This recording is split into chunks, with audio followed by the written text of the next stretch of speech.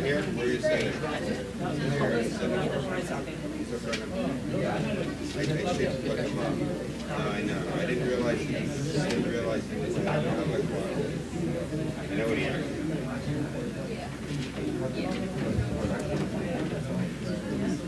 A guy like that.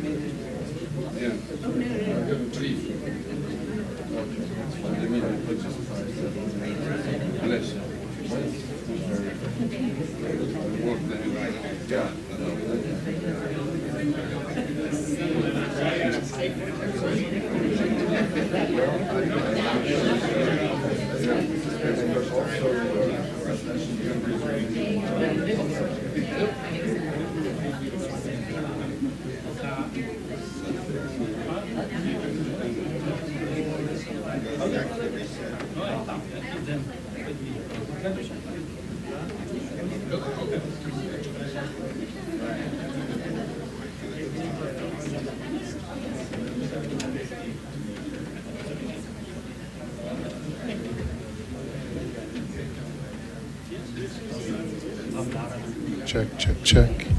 Check, check. 1, 2.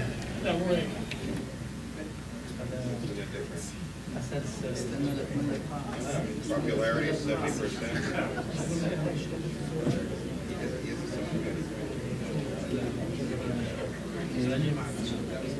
Not punishing always.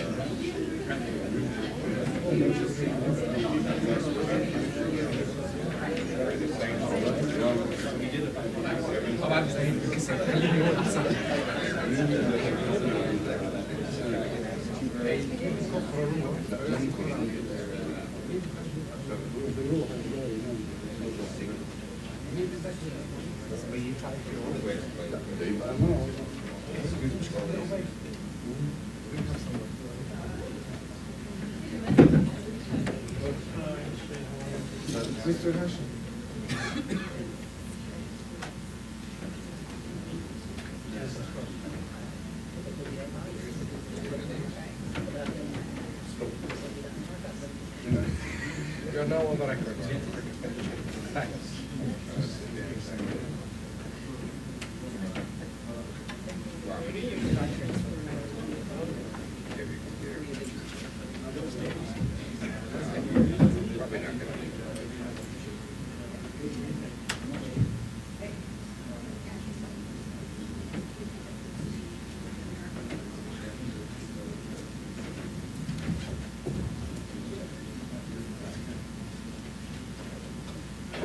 Good afternoon, everyone. I'm not sure if the mic is on. It seems to be working terrific. Welcome, everyone. Thank you very much for joining us this afternoon. I'm Steve Heidemann, Vice President of Applied Research on Conflict at USIP and Director of the Institute's Syria program, and it really is a pleasure to welcome you to a conversation with a number of the most senior members of the group that represented the opposition coalition during the recent negotiations in Geneva around a political settlement of the Syria conflict. I think you're all aware of how those negotiations ended, of the many questions that the failure of those talks left in their wake about the path ahead and what options are available to the opposition as it regroups and considers how to proceed in a post-Geneva period. And we are very, very fortunate to have with us this afternoon in this event, which is on the record, by the way, Mr. Hadi al-Bahra, is the Chief Negotiator of the Syrian Coalition. He is a member of the political committee. He's the Secretary of the political committee of the National Coalition of Syrian Opposition and Revolutionary Forces, and an advisor to the coalition's president, Ahmad al-Jarba. We also are very pleased to have with us Mr. Abdullah who was one of the representatives of the coalition in Geneva, and who also serves as a representative of the Syrian Democratic Organization. And as we all know, the position and perspective of minorities in the Syrian uprising has been a very important topic, and so it's especially useful to have your perspectives here today, sir. And in addition, we have Mr. Hassan Hashemi, who is a senior member of the Syrian National Council and of the opposition coalition. And we're delighted as well to have with us someone who represents the perspectives of the SNC. Our meeting this afternoon is intended to go until about 4:30. This being Washington, we will have to make a modest adjustment in the organization of the event. Mr. al-Bahra has been asked to visit the White House this afternoon at about 4 p.m., I believe, and so will be leaving us a bit early, but we have two very able participants in our conversation who can carry on in his absence.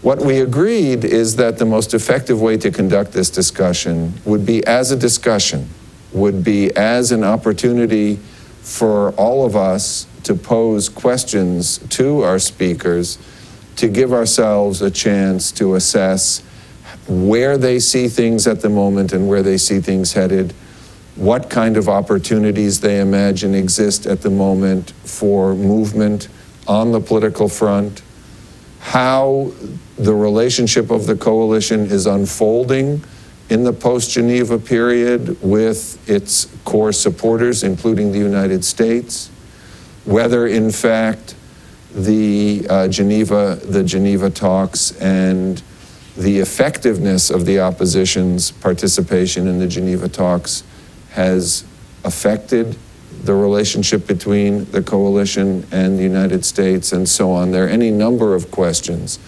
And I'd like to make sure that we have an opportunity to engage quite deeply and extensively with our speakers this afternoon. So what we agreed we would do is give Mr. Hadi al-Bahra an opportunity to make a very brief introduction and then open the floor and take it from there. I will also use my role as moderator to try and perhaps guide the conversation a bit and touch on issues if they seem to deserve a bit more attention than they might otherwise get.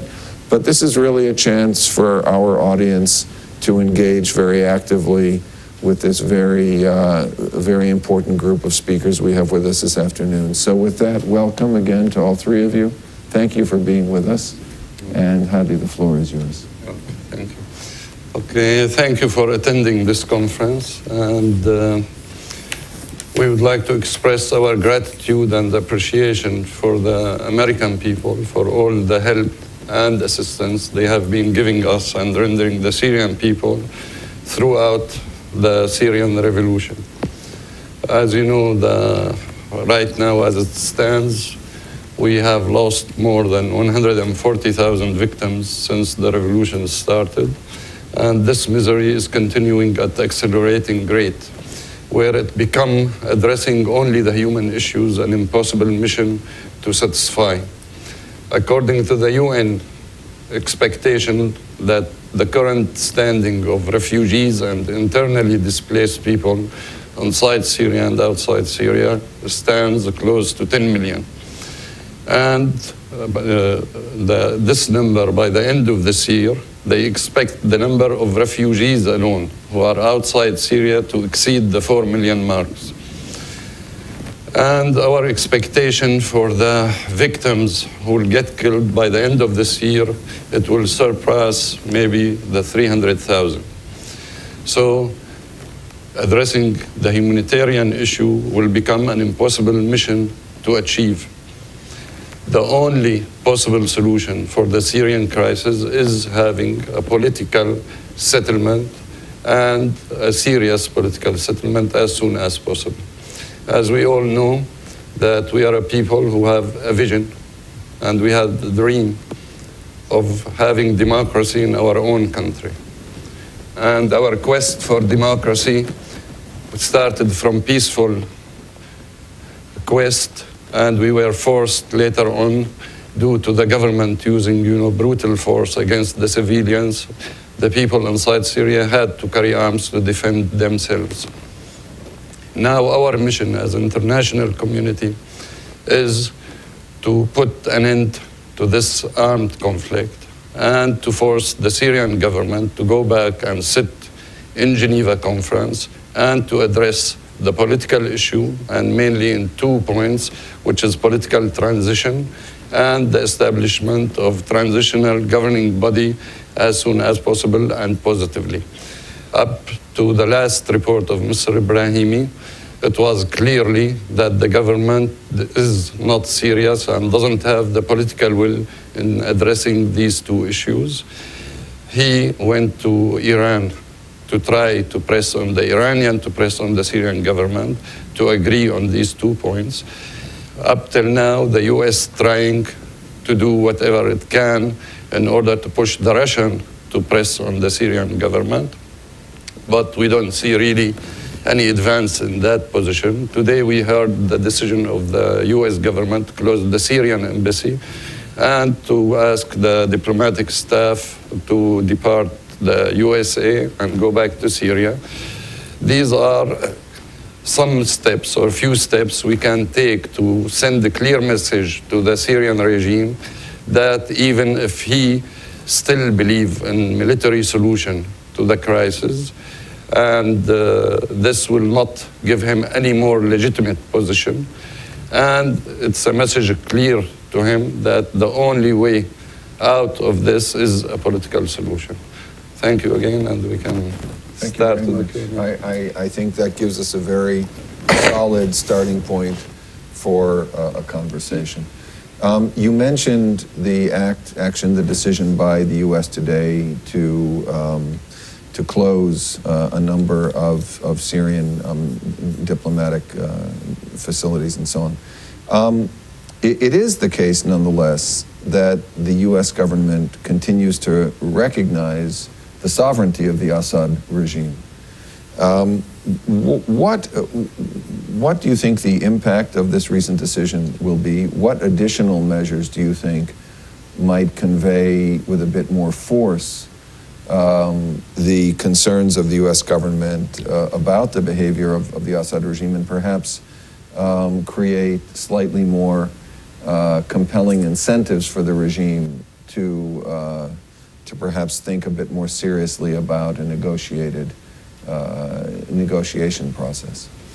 Unfortunately, up to now, and as we are here, still the U.S. government recognize Assad regime as the legal representative of the Syrian state.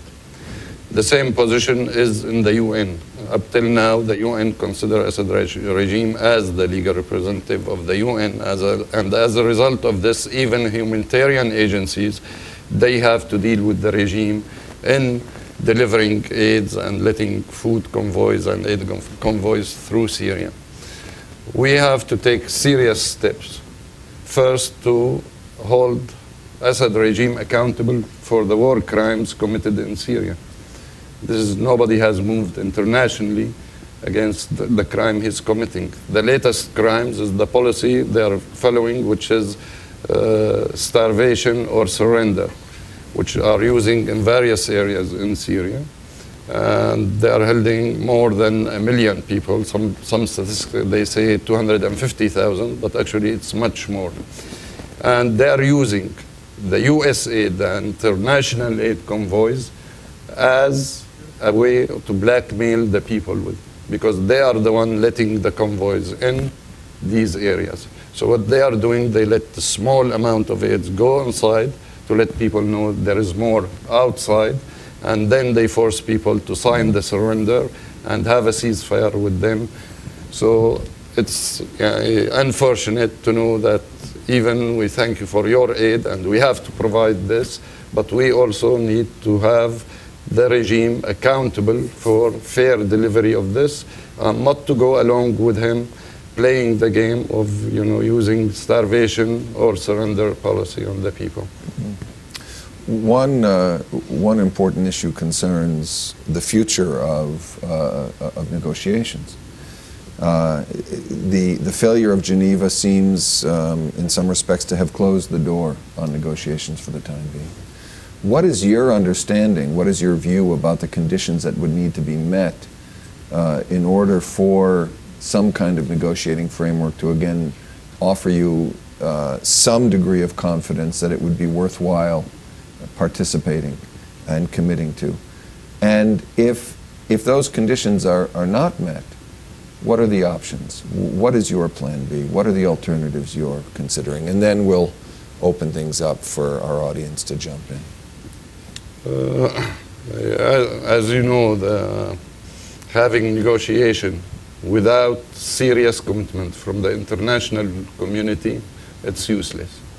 If the regime doesn't feel that there is an international will for using serious action and taking considerable serious and legal consequences if he doesn't go along.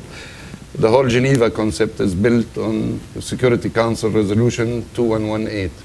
And in 2118 there's a clause 21 which calls that if any party doesn't comply with this resolution, then the case will go back to the Security Council under Chapter 7 to reconsider further action taken against this party.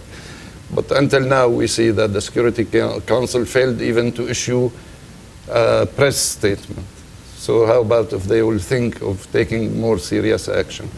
This way, we find the regime also during Geneva, it used two paths. While we were sitting negotiating with the regime, on the table, he was using the military arm in Aleppo.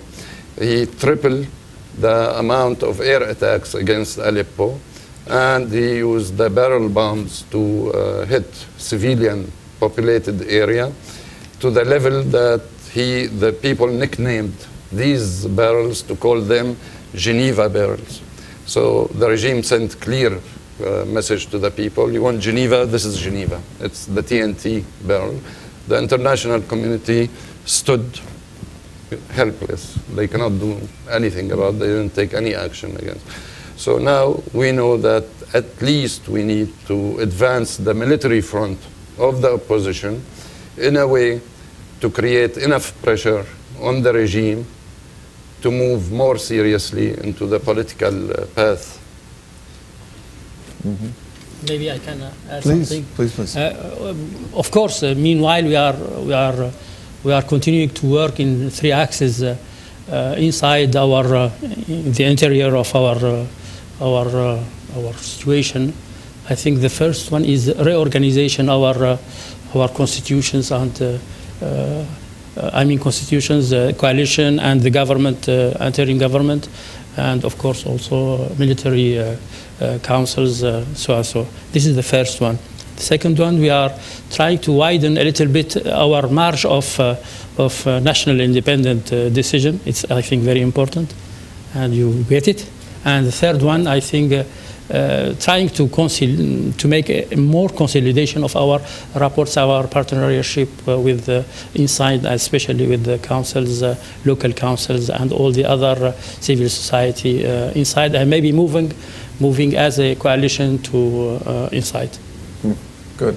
I take it that widening the scope for independent decision is a code word for insulating yourselves from regional pressure.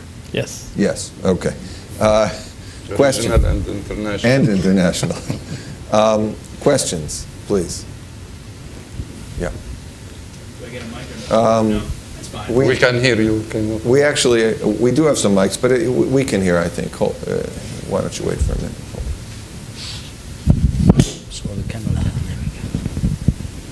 And identify yourself, please. Sure. My name is Hart Ul. I'm Program Director at the Syrian Center for Political and Strategic Studies. I was wondering if any of you would be willing just to talk about the relationship between the coalition and the Syrian interim government, because it seems to me that a great way to build the coalition's relationship with local councils would be to use the interim government. So maybe you guys can just talk about that a little bit. I'd appreciate it. Thank you. Yeah. As you know, you'll take more questions or answer one by one. Why don't we answer them one for now? We're not short for time at the moment. Yeah, as you know, the interim government is elected by the Syrian coalition, and it is to act as the executive branch of the Syrian coalition, and its main mission to deliver services inside Syria. For sure, we are moving into the direction of restructuring the coalition itself. So now the coalition itself, it will act like a small parliament for the people or the Congress. Then it has the executive branch, which is the interim government. So we are moving in that direction. Thank you. Yeah, Michael.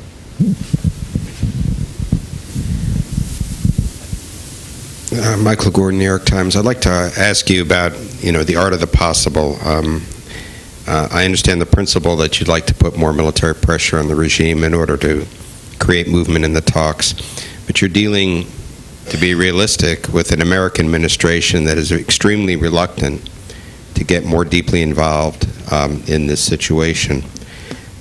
When you go over to the White House later today, or when you talk to administration officials, what concretely are you hoping they can do to put pressure on the regime, since you know the framework in which they're operating? They're not operating they're not going to carry out airstrikes or do actions of that sort, and certainly the possibility of getting the Russians to put pressure on the regime didn't work before and is unlikely to work now. So what specifically are you hoping to persuade the White House to do? First of all, we need to recognize the development of the situation in Syria. As you know, the Assad regime, from the start, he built up a scenario. He wanted the whole revolution to paint it as a terrorist organization or terrorist movement. So to put the West into an equation, it's me or these terrorist organizations. While actually the situation on the ground is not like this. We have the Free Syrian Army, 3 battalions from people inside Syria defending their own lives. And these people are moderate people. And we have decided since 3 months ago to fight against the terrorist groups. And the first location to lead the fight against ISIS was Ma'arrat al-Nu'man in the north of Syria. And the commander was an ex-general, Syrian army general, who was leading a fighting force also there. And he was able and successfully to kick ISIS out of this region completely. And since then, also our war against terrorism and terrorist activities have been widened. Unfortunately, the US government and our friends and allies in the region stayed at the same level of military assistance and supply of munitions and so on, while we now fighting 2 fronts in the same time, a front against terrorism and front against the regime forces. This put a lot of strain and pressure on the Free Syrian Army, and due to this situation, we hear now that the Assad forces has gained some grounds in Yabrud area and other areas inside Syria. Terrorism issue is not only a Syrian problem. We are fighting them, yes, because it's to our benefit for the future of Syria. We will not accept any terrorist organization to be a part of the future of Syria. But it will spread, and it will spread regionally, and it will spread internationally. I mean, in the past period, at least we know of 2 attempts to do terrorist attacks in neighboring countries, and even in countries who are not immediately neighboring Syria. And believe me, now, as American, you have 2 choices. Either you support us seriously to combat these terrorist organizations, and we put an end to them, or you will find them on your backyard here, and then you will have to pay this price out of the blood of your own sons and daughters. We are partners in this fight. So either we stand together and put an end to it, or one day, similar as before, we'll wake up with bad news of a terrorist attack somewhere in the US or in Europe or in Saudi Arabia or Jordan. It's the time now to act, and the worst action you could take is not to take any action. This is a bad situation. Have you made any specific requests during your meetings with U.S. officials about the kind of support you think should be forthcoming to assist the coalition in fighting this two-front campaign? And if you did, can you tell us something about the response that you received? Mm-hmm. Yeah, it's clearly here, I should note something, that Syrian people are not by profession revolutionary. This is the first revolution we have in 50 years against a brutal regime. So we have 3 years of experience, and you know, for everything there is a learning curve. We did a lot of mistakes, many of them, but we are learning. The good thing that we are learning. And there is a Chinese saying that in each problem there is an opportunity. And after 3 years, there is an opportunity, there is a hope. Now we have a vision, and we have a plan to implement this vision. We started working before asking you to come and help us.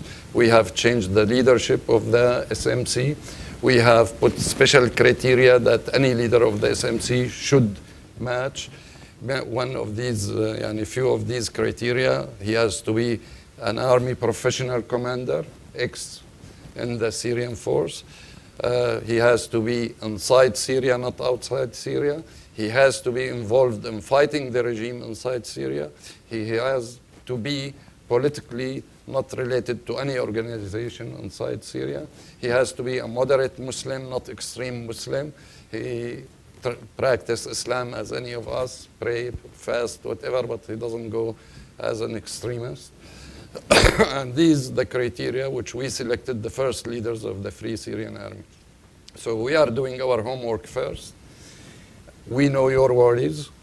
We share your worries. We share that any sophisticated weapon system, if it's sent to Syria, it has to be under control and the command of the Free Syrian Army, because if it goes away, they will fight us with it. It will be aimed at our own chest. So we share this worry. We are solving all your worries, which are common between both of us, and we are submitting to the US a specific, achievable steps to take to reinforce the military field, and they are not that huge or extreme. And if I can push you on this just a bit, having presented those steps to US officials, have they given you any indication of how they intend to respond? We know as we talk now, there is the US continue the non-lethal part of its program. It's shipping it.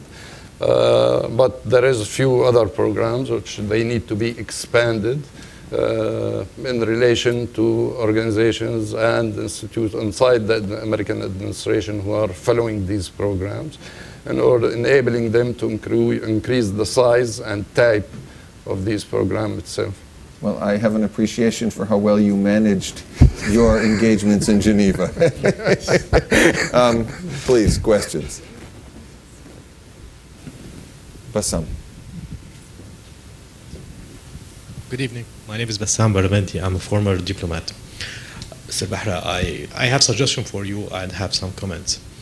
The suggestion that in Geneva, that as far as I understand... Can you speak up a bit? Yeah, my understanding from the strategy of coalition in Geneva is to present, as you said, vision for new Syria with all democratic process and parties. And if I may suggest something that I think during your meeting today at the White House and with other meetings with the Friends of Syria or 11 countries, I think you should attack Assad structure itself. Assad doesn't care about democratic Syria, but he cares much about the structure of the government that he have, which is built on the intelligence and the army. My point, if you can, the coalition, if they can get from the intelligence of the friends of countries, 11 countries of friends of Syria, more intelligence information about the personnel who are doing the killing every day, that will present it to the media or ICC or whatever way you can use it. Then you are attacking the Assad inside his heart. Today, all the officers, they're feeling safe in a way or other because their name is not there, especially the people who are doing the daily killing.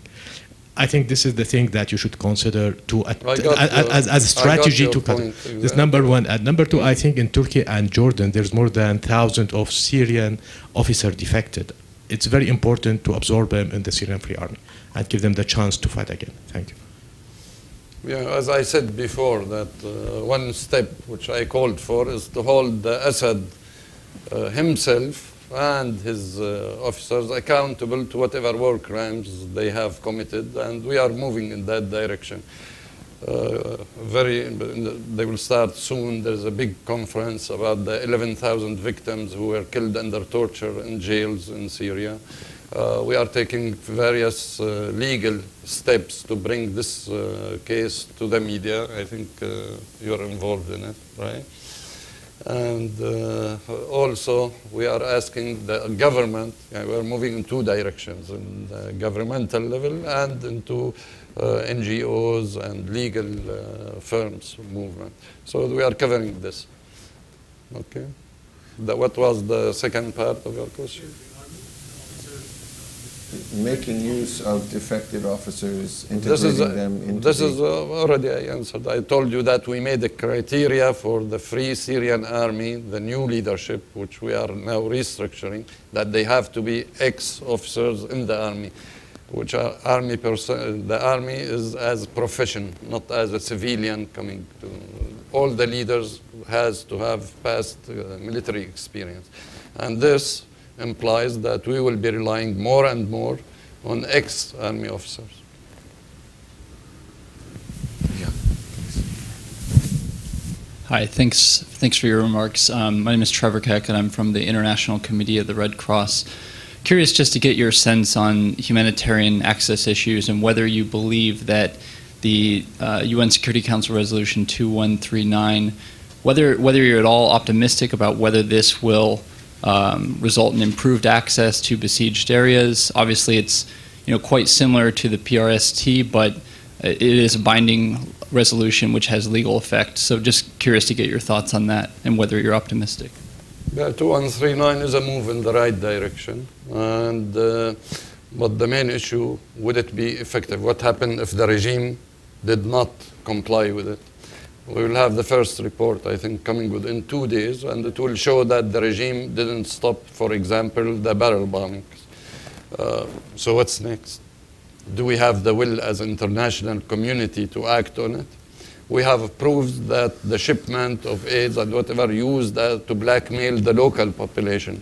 Is the Red Cross able to come in public and say this? Because what we are hearing from the aid agencies inside Syria, that we prefer not to talk about these issues, because if we talk about them, then the regime will not let us go inside these areas. So better to stay silent, keep the regime letting us inside these areas, than to face the regime and confront him with whatever he's taking. This area we need to consider and find a solution for.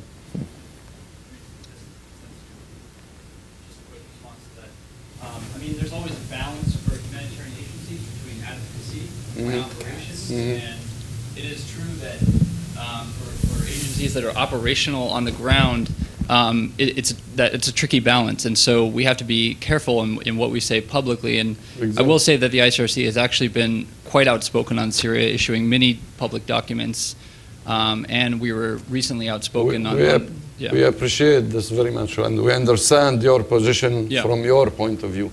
But that has to be the red line which we should not cross when they use you, okay, and use your aid supplies as blackmail for these people to surrender. When we were in Geneva, and we discussed the situation in Homs, for example, we were in daily contact with the people inside Homs. And it wasn't our decision to make. It has to be their own decision because they are the people who are starving. Our position was very clear. You cannot force them out of their homes until you let first the food and supplies go inside the area, wait for 48 hours, then it's their free choice if they prefer to leave the area or stay there. Yeah.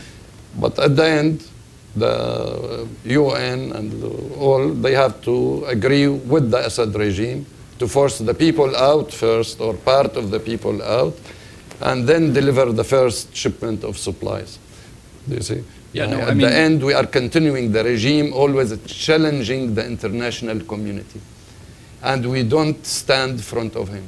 we end up go along with whatever he's asking for as if he is the legitimate side, and we do the wrong thing.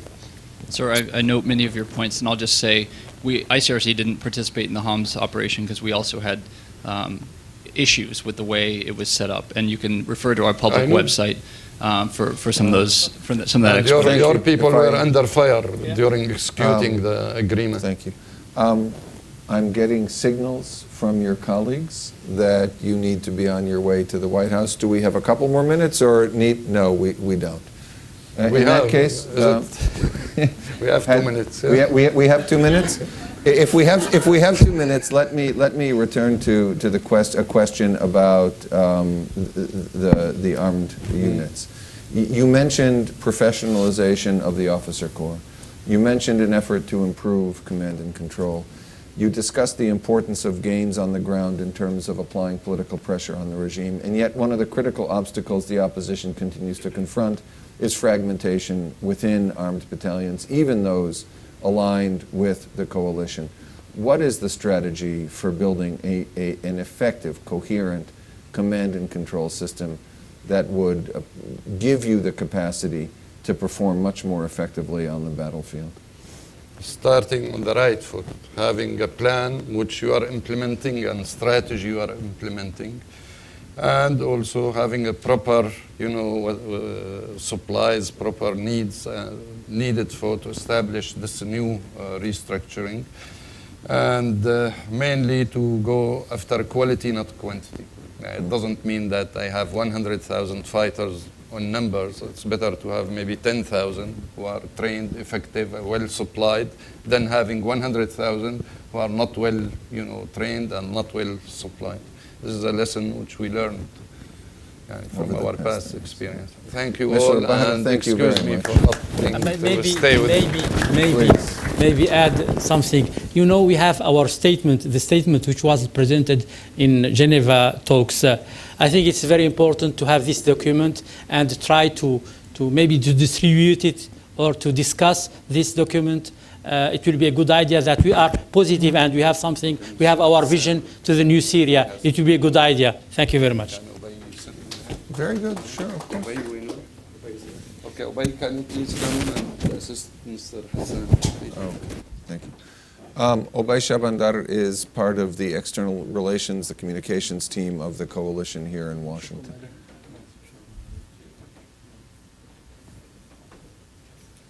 Thank you both very much. You need to get a mic, Obay, I think. You give it to him? Yeah.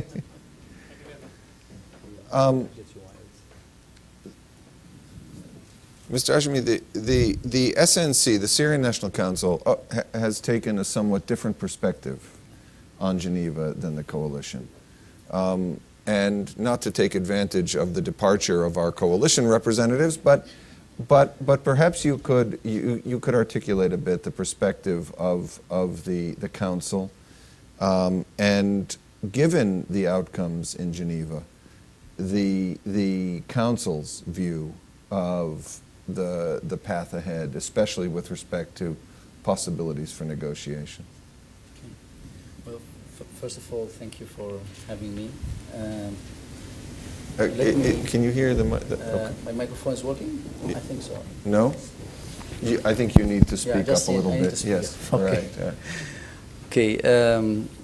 Well, first of all, let me just mention that I'm also a member of the coalition, so I'm not going to take advantage of my colleagues leaving. I think the position of the SNC was really a reflection of the accumulative frustration people on the ground had during the course of the past 3 years. There was a very clear indication prior to Geneva that we are going to Geneva without any leverage, without any possible way to force our way through. So the SNC, I think, was in a position to play that role, where to reflect the other opinion, probably to kind of balance the big picture and say, and in one sense kind of even help the people in Geneva even, to say, well, we have people who are really worried and they want this to happen, and they are that much frustrated that they have no faith in the whole process, and therefore even there was a feeling that their position can be even used for the benefit of the delegation in Geneva. So it was kind of an integration of roles, I think, that was playing there. Mm-hmm. But at the same time, definitely there was a lot of worry that we're going to Geneva without any indication that we can make our case, or we can achieve something from that process. As you all know, prior to Geneva, there was a request to provide the proper environment for political process to launch. And this was mentioned and repeated many times. And we were always assured that this is going to be looked at and this is going to happen.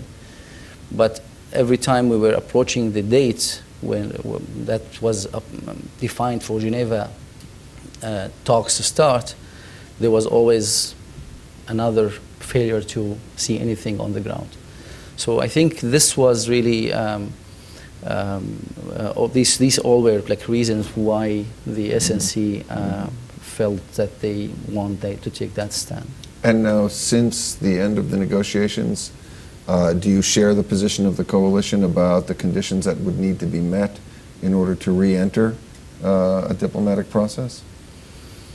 Well, this hasn't been discussed within the SNC yet in that sense, but we all feel that we were right in the SNC.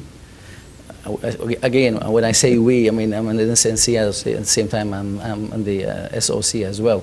But I mean, yes, there's a feeling that whatever was mentioned within the SNC was true. I mean, this was a process that launched without any leverage, without any hope for this to happen. Yeah. So I think looking forward now, ahead of us, whether there will be an idea of going back, I think the position will be probably similar to before. We would like to see some leverage before going back. I mean, it will be the same request.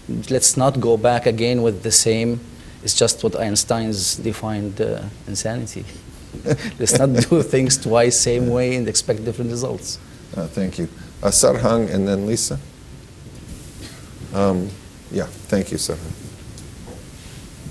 My name is Sarang Hamasaid. I work at USIP, and I have two questions. One is, do you anticipate any change after the events in Ukraine in the U.S. position being firmer in pursuing a tougher course of action in Syria?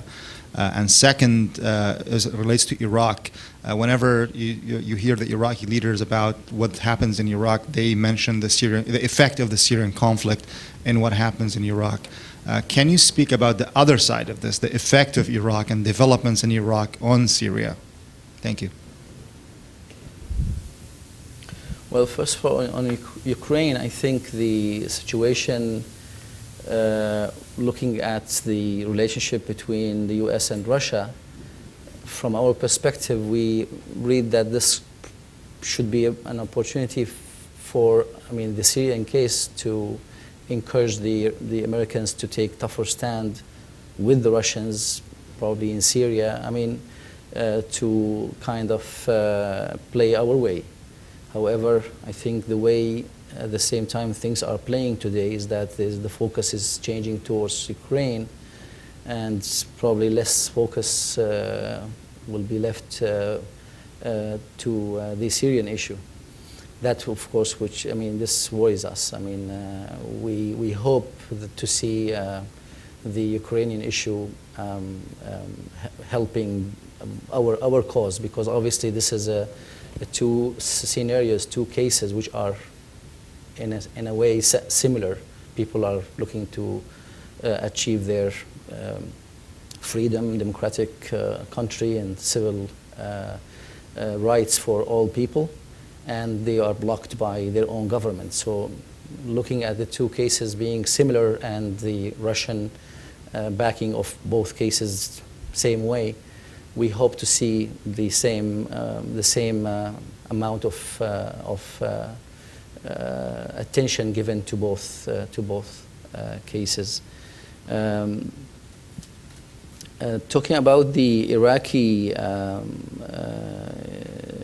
issue, I think if we go back a little bit in history, the birth of Daesh, of ISIS in Syria, as you all know, before it was al-Nusra, this was all started from Iraq. So to answer your question, how we see the effect of Iraq on us, it has always been, unfortunately, negative, in the sense that it was helping the regime in one end, in one side, and at the same time not able to put control on the borders or put control on their own people to infiltrate to Syria and be part of the problem. Actually, our problem today is multiplied after the birth of this these two organizations, al-Nusra and Daesh and the ISIS. On the Iraq issue, we also really need to keep in mind that you have another foreign fighter threat that is endangering the Syrian people, regional stability, and the international community, and that's principally the Iranian Quds Force-backed foreign fighters that are operating in Syria today throughout the Damascus suburbs and the Aleppo area. And as part of that network, as part of that Shia extremist network, you have a significant portion of Iraqi foreign fighters, in particular Asayib al-Haq. The Guardian just ran a really great article a few days ago on them. I mean, these are the forces that are particularly known for the most gruesome acts of atrocities in Syria. The regime really depends on them as their shock troops when they're going into liberated areas. They're operating in Aleppo in conjunction with Lebanese Hezbollah. They are a crucial part, these Iraqi Shia foreign fighters, Shia extremist foreign fighters, that is, are a crucial element of the Iranian Quds Force strategy to encircle Aleppo city, a city of 1 million people, which will lead to another starvation situation. So it is also crucial that we keep in mind that the Iraqi government has not lived up to its international obligations to stop both the movement of Iranian Quds Force fighters into Syria, and has not lived up to its obligations to stop the movement of extremist fighters from Iraq into Syria, in particular groups like Asayib al-Haq and Abdul Abbas brigades. Lisa. Hi, Lisa Roman from the State Department. To get back to Geneva for a moment, we frequently encouraged the opposition to look at Geneva as an opportunity to negotiate with the Syrian people as much as an opportunity to negotiate with the regime, right? We saw this as an opportunity for you to finally have a very public platform from which you can explain to the Syrian people your vision for a political future for Syria. I'm just wondering, what is your assessment of that? How well did you think the opposition did in delivering its future vision for the future of Syria? And what have you done to continue reaching out to the Syrian people to get them on board with your vision since Geneva? You mean the vision of the political opposition for your vision for the future, your plan for the TGB that was made public? I'm just wondering, what is your assessment? How deep, how far was the reach into Syrian society in your view? Okay. I think this is one of the important issues that the opposition are on a continuous development, and in terms of outreach and getting people on board. The experience that we went through in the Geneva process, in one sense, it did help in showing everybody that the opposition went there and they were representing the revolution's vision and serving the people's will. At the end of the day, yes, they couldn't accomplish, and it was definitely a very big, huge challenge that it had to inflict more suffer on the people's daily lives in terms of the explosive battles and all this. So in a sense, I think the process itself at the end of the day did serve to fill the gap and address the international community and say that we are working on the political process and they're willing to go one step forward to accomplish the revolution's vision. And at the same time, of course, very clearly that we are not in a business of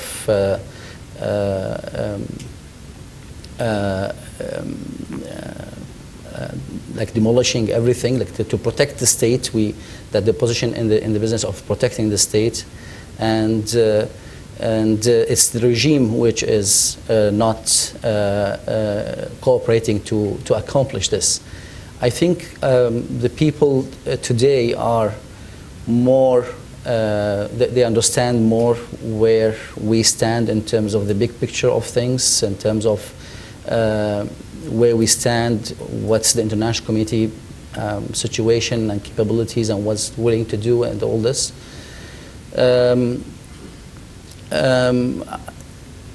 The only probably challenge that we are now working on, and that where the political, our tour and all our visits that are trying to do, is to generate more support for the opposition so the people will be more served in terms of their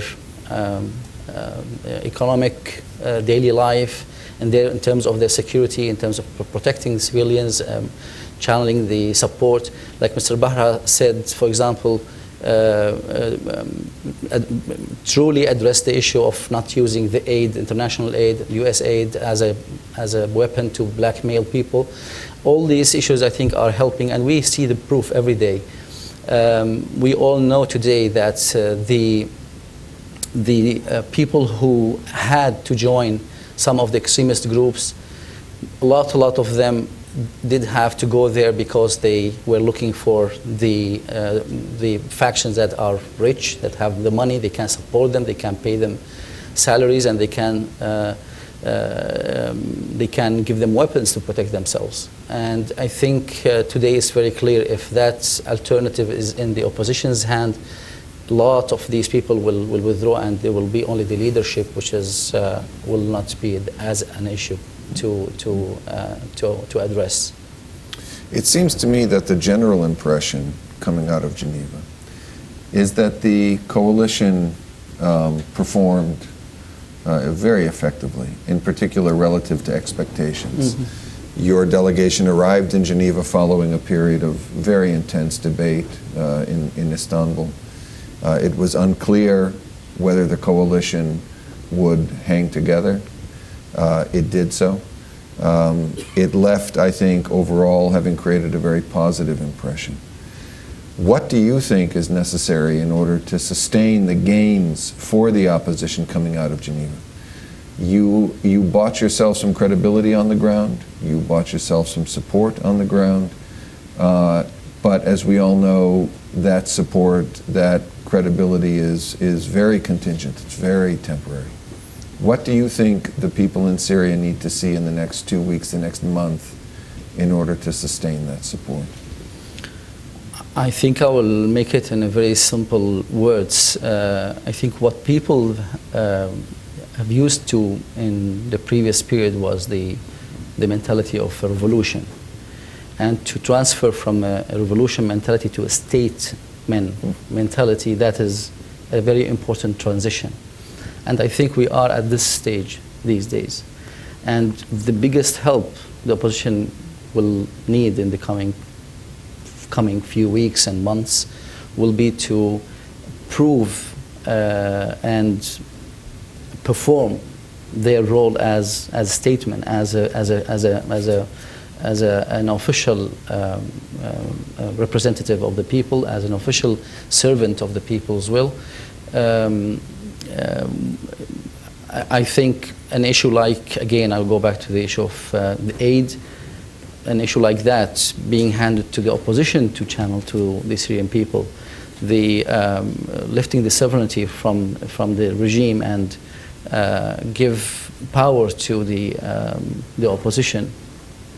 Issues like that give the opposition the representation as a statesman, as a government, I think will mean a lot to the Syrian people and will serve a lot. And you talked about moving the government inside, moving the interim government. So is that feasible? Is that something you can do in practical terms?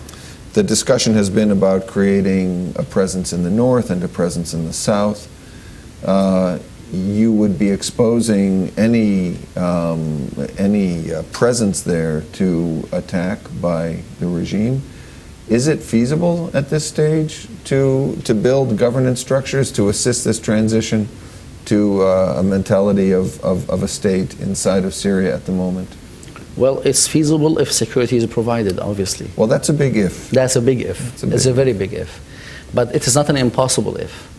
I think if, again, we can get the necessary aid to the Free Syrian Army, and as I said, the necessary needs provided to the opposition, I think even a step as big as this one can be accomplished.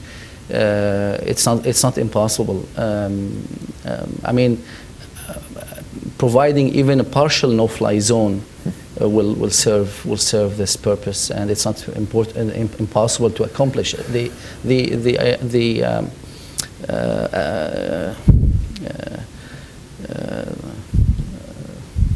I'm just trying to. لا لا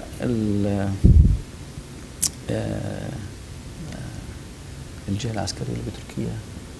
Turkish military. Yeah, I think the Turkish, not only the Turkish military, it's the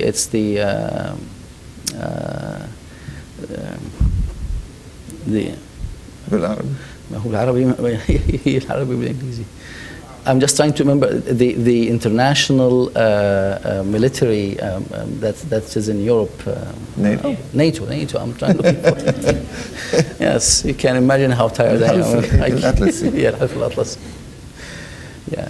If NATO can, which is already providing certain protection to the Turkish borders, if this can be extended just a little bit, it can serve the purpose.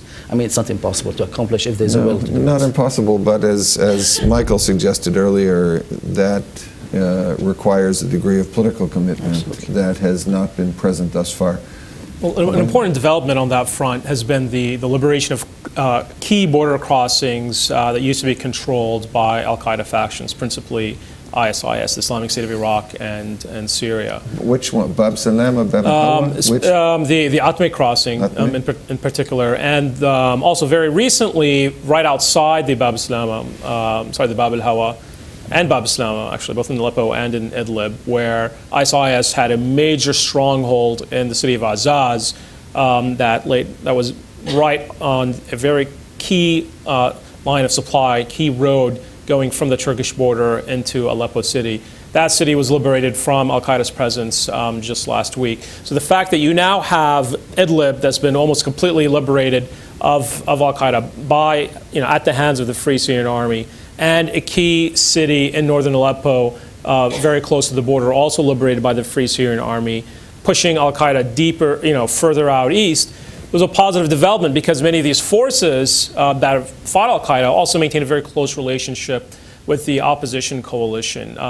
It's important, let's not forget that the president of the coalition, President Ahmad al-Jarba, actually during the latter half of the second round of negotiations, made a surprise visit on the front lines in Idlib with Commander Jamal Maruf, the head of the Syrian Revolutionaries Front, a Free Syrian Army group that's taken the lead in fighting al-Qaeda.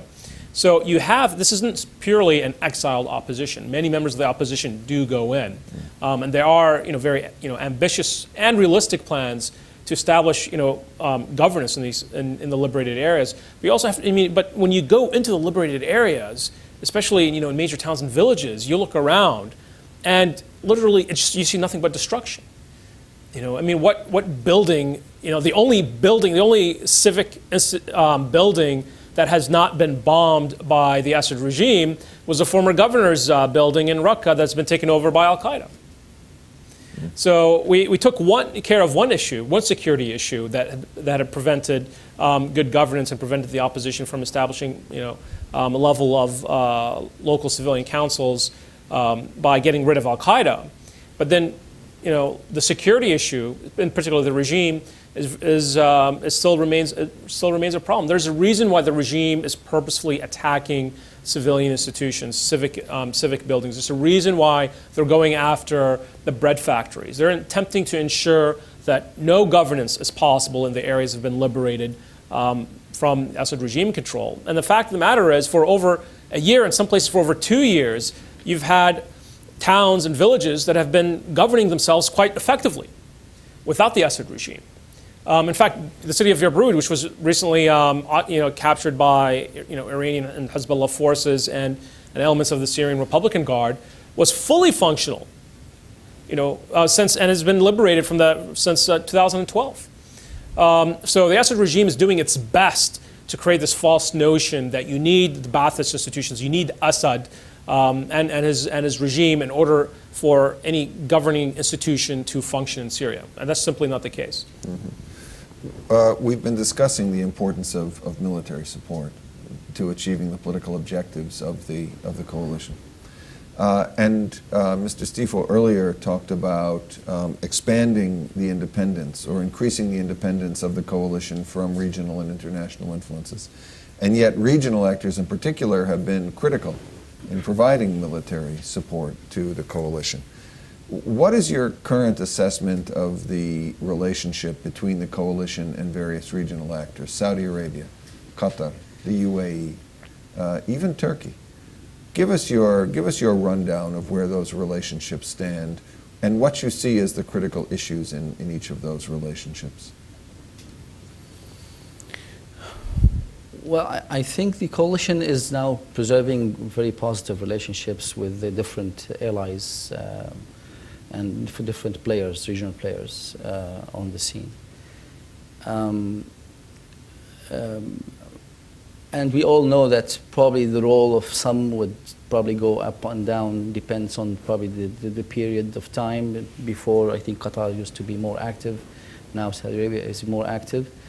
But nevertheless, I think today we can comfortably say that I think we still preserve this positive relationship with the different regional players.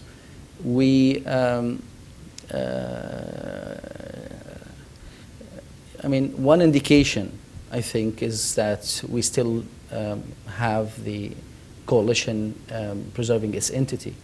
We know all those who withdrew before as probably an objection at the beginning was on certain issues related to the elections or then the Geneva issue, etc. Even the position of the SNC and then now the decision to stay in the SOC. I think these are all very important elements that the coalition was able to preserve its entity, its coherence, and therefore the relationship that it has with the different regional players is still positive. I think probably if the coalition would have gone through an issue of defragmentation or something like this, this could have been probably a problem that probably would affect its relationship with some players. Do you see indications that Gulf supporters of the opposition are prepared to work through the coalition in navigating their relationships with armed groups? One of the concerns has been that they have these direct relationships, direct ties, that they're funneling weapons directly to armed battalions in ways that bypass the coalition. Do you see any indication that that's changing? I think so. I think today the will to establish the central command and the army, the entity, the military entity that is formal, that is organized, there's a very active work towards that, and that is being anticipated by all players, and it's I think everybody is encouraging that to play its way through. We have been in touch with all allies, and they're all for the idea and supporting it and supporting the coalition to go ahead with it. I think the situation today along that line is very, very positive. Interesting. Thank you. Return to the audience. Questions? If not, then, okay. Viola.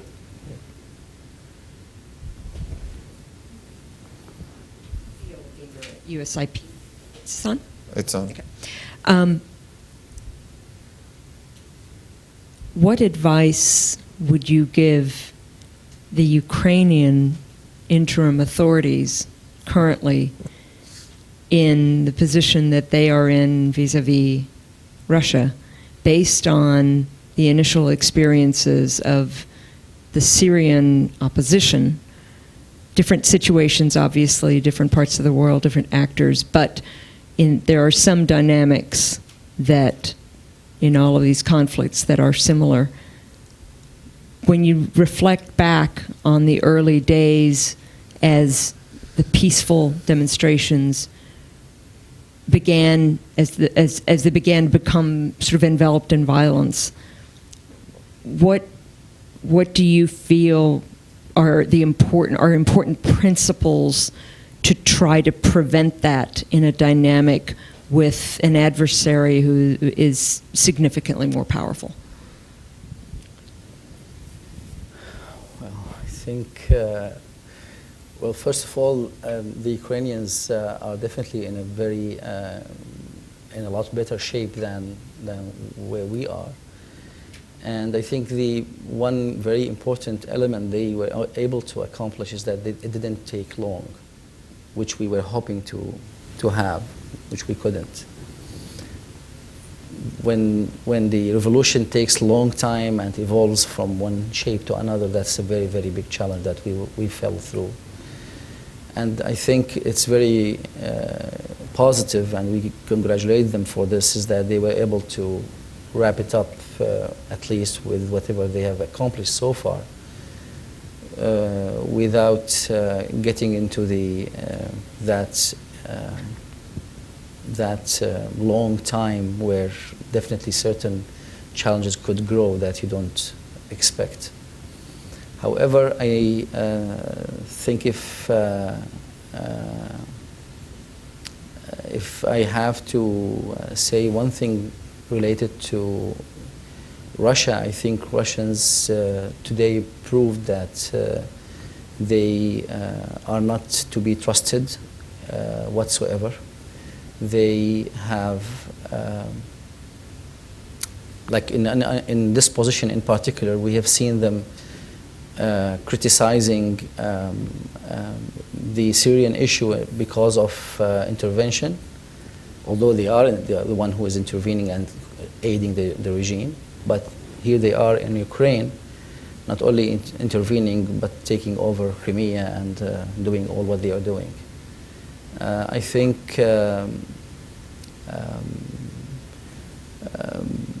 keeping the situation in Ukraine and accomplishing their freedom the way they were performing so far with peaceful manners, I think also is a very important element to be able to keep processing and keep evolving in accomplishing their goals. It's very challenging if any revolution is forced to go into militarization. I think that was something definitely we were hoping not to get into, but we were forced to. Thank you. Andy and then Hart, and then I had one last question and we'll wrap things up. Andy Abel, Rusk Fellow at Georgetown University. It seems like, the Geneva, in the post-Geneva moment that we're in, it's going to be difficult to find something to fill the political space as violence continues. And it strikes me that all indications are pointing to Assad running again for re-election in Syria. Have you given any thought to how you might use that to your advantage? It seems that every time Assad speaks publicly, he does more to damage himself than by saying nothing. But it's not too early to start thinking ahead about seizing that opportunity as a hook to do something else aside from the obvious of the sort of ridiculousness of trying to hold an election in such a conflict place? Well, I think, like you said, Assad, every time he speaks, he does what's it needed. I think we can take that for sure as one thing that he's aiding the revolution with. But I think, as you mentioned, one of the clear indications of the failure of the process is that here he is going for another 7 years, not even willing to see what he has inflicted on the people's lives, and a massacre, genocide of that size that he has committed so far. I think the way we are addressing that issue with our allies and with the international community is that if Bashar insists on going for the elections, this is going to be the end of the political process, and there will be no talks with him. So I'm looking at the balance of power and the ignorance that he's been dealing with the situation. Everything is expected. He might still insist on going ahead with running for another round, another elections. But I think that the only thing that we are today telling our friends is that this is exactly what we have been talking about. That's the type of cooperation the regime is willing to give, and everything that has been evolving during the previous time is an attempt to prove that he will be the alternative, the capable alternative to go on for another period. But the facts on the ground, I think, show enough evidence of what kind of performance he will be able to deliver on the ground. The election, by the way, as illegitimate as it is, will also speak to the regime's refusal to deal with the presidency, with the issue of the presidency as part of the transitional governing body, which is the central feature of our negotiations with the United Nations in Geneva. I mean, it is very clear that the regime's delegation refused to even discuss the basic parameters of any transitional governing body that would include a full executive authority, which would include the presidency and senior offices. So they remain very fixated on Assad the person. And let me say this: despite the Russians' public public position that they supported the Geneva Protocols, the Geneva Communique, and a transitional governing body, they absolutely refused to push the regime when requested to accept the negotiations on a transitional governing body. So it brings to question not only the regime's legitimacy in its pronouncements that it supports a political solution, but also brings serious questions on just the utility of the Russians as a partner for a solution in Syria. Thanks. Hart. Yeah, I was wondering if Jamal Maroof actually meets the new requirements for being a member of the SMC that Hadi al-Bahra mentioned today. He said that you need to be an ex-Syrian army officer to be part of the SMC. And it's my understanding that Jamal Maroof is not that. If I'm wrong, please correct me. And also, what future do you see Jamal Maroof playing in the future battle for Syria? And then just one other question on the ceasefires in the Damascus suburbs, the so-called ceasefires. I recently learned, maybe it's not even appropriate to describe these things as ceasefires. An activist told me that you could call them reconciliations, full reconciliations, in which in places like Muadamiyah, the Free Syrian Army is now receiving wages from the Syrian government. And construction workers are waiting to go into Muadamiyah to rebuild destroyed buildings. I was wondering if you could respond to that. Well, on the first point, I think Mr. Hadi al-Bahra was talking about selecting the commander and the main team as being an officer. And to be frank, I'm not sure whether Jamal Maroof is an officer or not. But no, he's not. I don't think he's a candidate for that position. I think candidates for the position where people were talking about Etilaf Bashir and others, which are really ex-officers or officers. So now on the second question, I'm not sure if I got exactly the point that you were trying to ask about, but the regime, and this probably I will relate it also to the previous question as well. The regime has been trying to establish this kind of truce or like agreements on a very small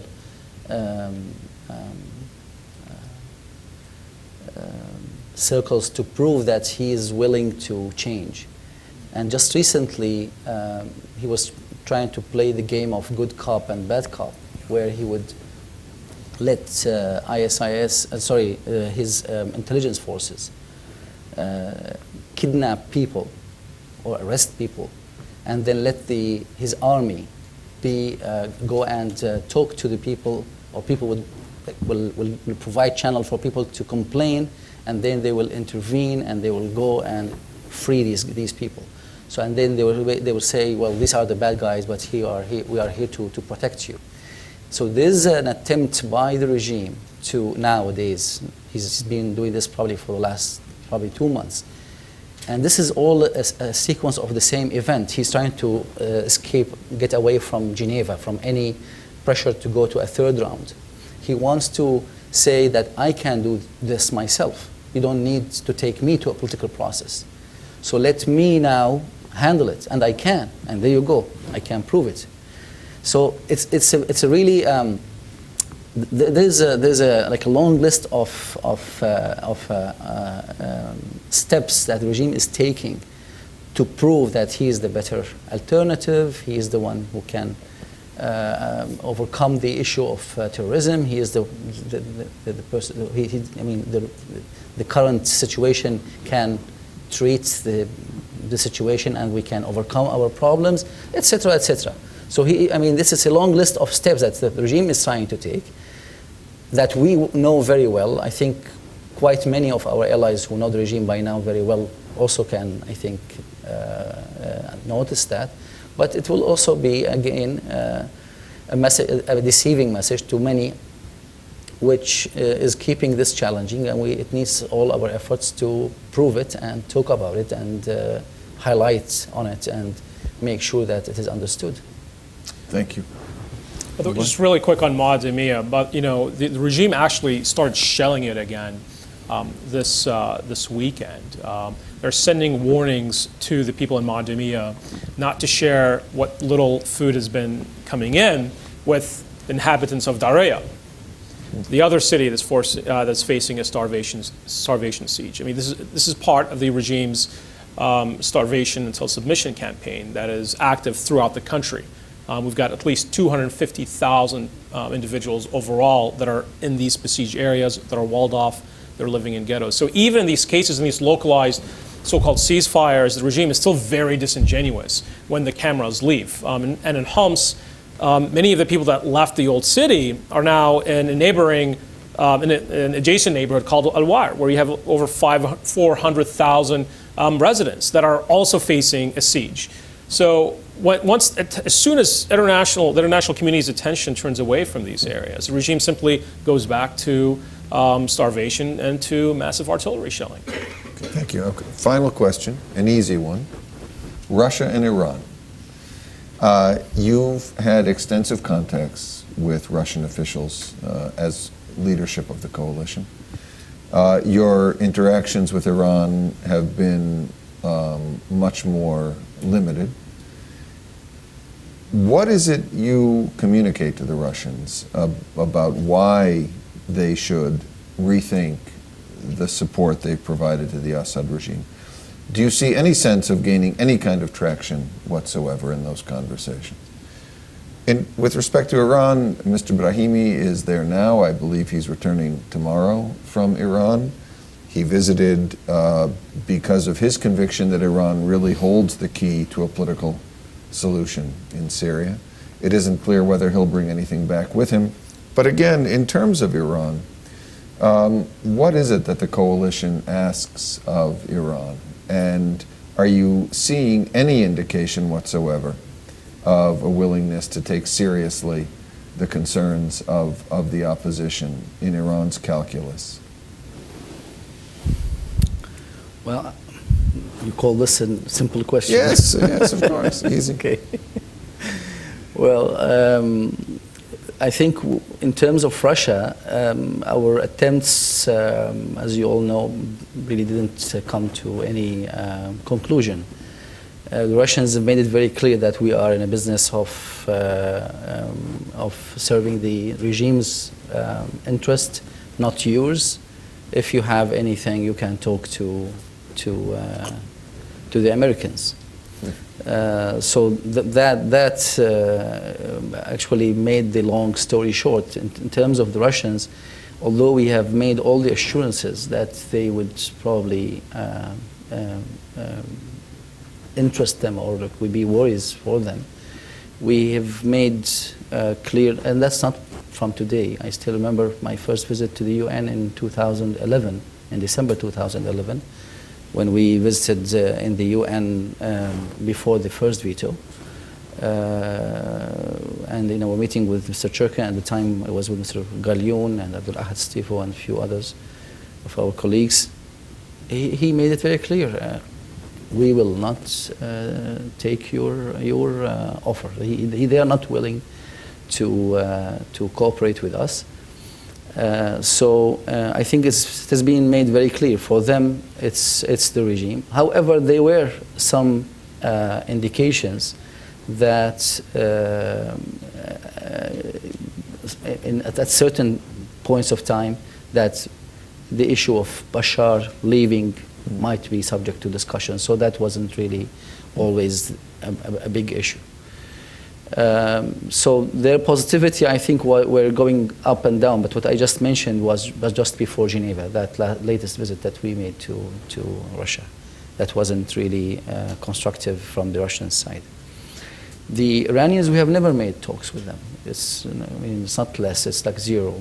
There were attempts, a lot of attempts by the Iranians to talk to us, but which we, which we rejected. The Iranians view Bashar Assad and the regime as their guy, and they are not willing to let go of him. They want him to stay, and the expectations, like my personal expectations from al-Brahimi's visit to Iran, I'm not optimistic. I think he's going to come back empty-handed. Although Iranians sometimes use this well-known sneaky tactic to kind of give an impression and do something else, which was the main reason one of the main reasons why we were not willing to talk to them. They are not really a party that you trust, that they can continue with you along the line. And at the same time, they are involved in the atrocities and in the killings of the civilians in Syria in a daily manner. I mean, just recently, I'm not sure, yesterday, they were telling us about which area, I think one of the villages that a person from the al-Haras al-Thawri, from the public guard and from Hezbollah, like the Iranians and Hezbollah were more than the Syrian regime's representatives and it was in the YouTube, I think. So I think that's one of the agonies of the Syrian people, that they started this revolution against the regime, asking for their freedom and dignity, ended up fighting Russia and Iran with the regime at the same time. Well, thank you. Thank you both very much. I think you've given us a lot of your time. You've given us a lot of insight, quite candidly, into your assessment of the challenges you face, and I think have given us a very keen appreciation of just how difficult the issues are that the coalition is wrestling with, but also of your determination to continue and to work toward the political settlement that I think we all recognize offers the only real opportunity for bringing the conflict to an end. So thank you both very much, and again, thank all of you for attending. Thank you.